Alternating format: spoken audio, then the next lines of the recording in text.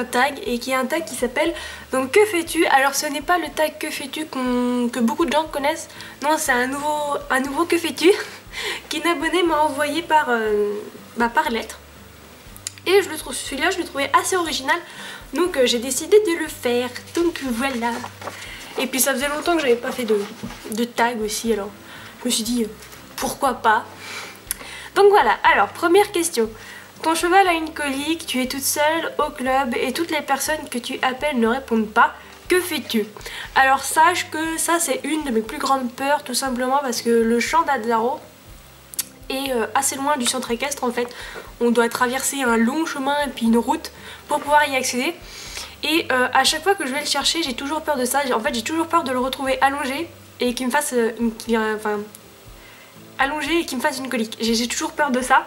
Parce que dans ces cas-là, alors soit mon copain est avec moi et je lui demande très vite d'aller chercher de l'aide au centre équestre. Et si vraiment mon copain ne trouve personne au centre équestre et que mon copain n'est pas avec moi, alors dans ces cas-là, j'appelle le gérant du centre équestre que j'ai son numéro, donc je l'appelle. S'il répond pas, ce qui est probable, ce qui même est sûr, dans ces cas-là j'appelle très vite un vétérinaire d'urgence. Je connais un vétérinaire qui s'occupe essentiellement des chevaux, qui s'y connaît très bien en colique et tout ça. Donc j'appelle ce professionnel là et je lui demande de venir très vite, dans l'immédiat, tout de suite, maintenant. Voilà. Et si personne répond, alors là... Je désespère, je fais un malaise, je crois que je fais une colique en même temps qu'Azzaro. Mais pas la même colique. Ah, sérieux, c'est dégueulasse. Alors, bon, bref, deuxième question. Ton cheval saute la barrière, que fais-tu? Ça dépend quelle barrière. Alors si c'est la barrière de son champ, là j'inscris tout de suite Azzaro aux prochains Jeux Olympiques. Hein, là, il n'y a aucun souci, je l'inscris tout de suite. S'il est capable de me sauter une barrière comme ça, laisse tomber. Mais s'il saute la barrière quand on est dans le manège et qu'il saute la barrière, je sais pas ce que je fais moi. Déjà j'hallucine, je suis comme ça. Voilà. Et après je l'engueule. Je lui dis non mais dis donc, tu me fais chier pour sauter 30 cm et puis tu me sautes une barrière comme ça. Non mais dis donc. Voilà, bref. Je m'énerve. Mais connaissant Azzaro, alors si vraiment il saute la barrière... il irait vraiment pas très loin. Je le connais un peu par cœur et il irait vraiment pas très loin. Donc voilà, je le récupère sagement et je l'engueule un bon coup. Et voilà. Alors, troisième question. Tu viens de brosser toute la journée ton cheval, il est tout propre, il va au pré et se roule, il se relève, il est tout sale, que fais-tu? Je fais une dépression. Non, je sais pas. Dans l'immédiat, il n'y a rien à faire en fait. Il s'est roulé quoi. Enfin, voilà, au pire, il est tout crade. C'est tant pis, c'est pas grave. Voilà. Après, je ne vois pas l'intérêt de passer toute ma journée à le penser pour qu'il soit tout beau, nickel, propre, nickel. Et après, je le remets au champ en fait. Je sais pas trop pourquoi je ferais ça. En sachant qu'après, il va être tout dégueulasse. Mais si c'est le brosser pour refaire une super reprise, voilà, bon, bref, et qu'il se roule après dans son champ, il n'y a rien à faire en fait. À part le transformer en lasagne. Ça c'est pas mal aussi. Quatrième question. Ta monitrice t'attribue Pepper, la terreur du club pour la balade. Tu sais que tu en as le niveau, tu fais confiance à ta monitrice, mais tu n'es pas rassurée, que fais-tu? Ça m'est déjà arrivé. Alors c'était pas des chevaux qui étaient considérés comme la terreur, mais c'était des chevaux que je montais pour la première fois. Et que j'ai eu en balade. Et c'est vrai que ça fait peur, mais bon, si ta mono t'accorde ce cheval, elle connaît ton niveau, elle connaît ce cheval, enfin normalement c'est qu'il n'y a pas de danger. Donc je stresse au fond de moi, mais je fais confiance à ma mono, donc je le fais quand même. Mais c'est vrai qu'au fond, ouais, je stresse quand même pas mal. 5e question. Tu montes Ouragan en balade. Il envoie une ruade dans la figure d'une vieille dame. Oh la vache. Que fais-tu? Oh là là, mais t'imagines? T'es en train de faire une balade et puis le cheval il...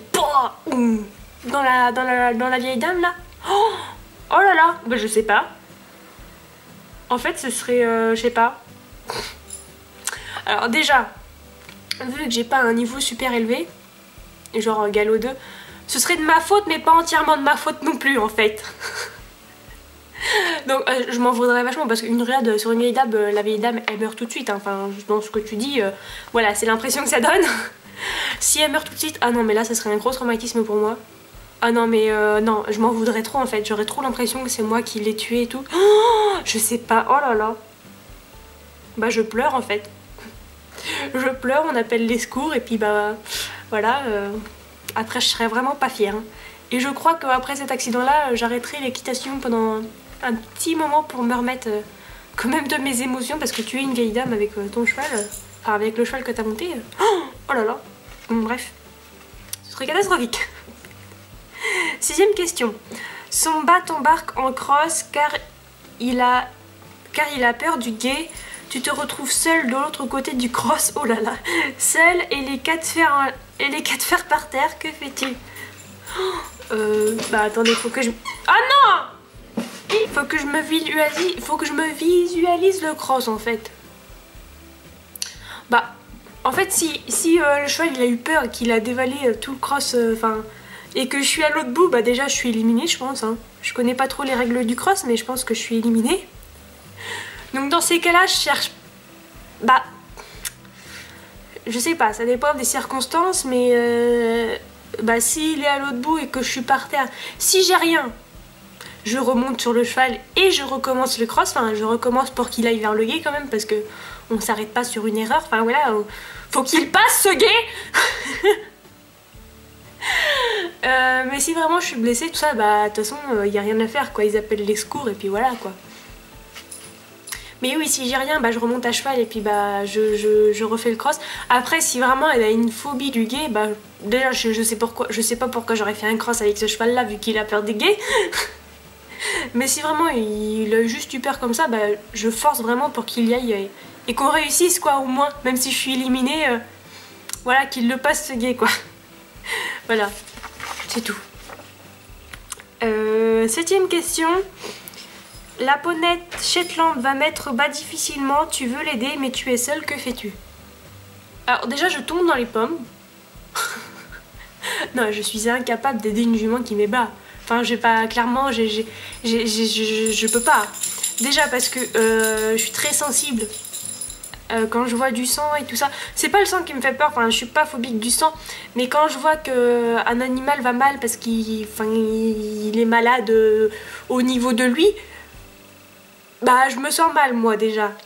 Par exemple quand une personne est vraiment très gravement blessée ou voilà, ça me rend pas bien en fait. Je commence à blanchir progressivement et après je tombe.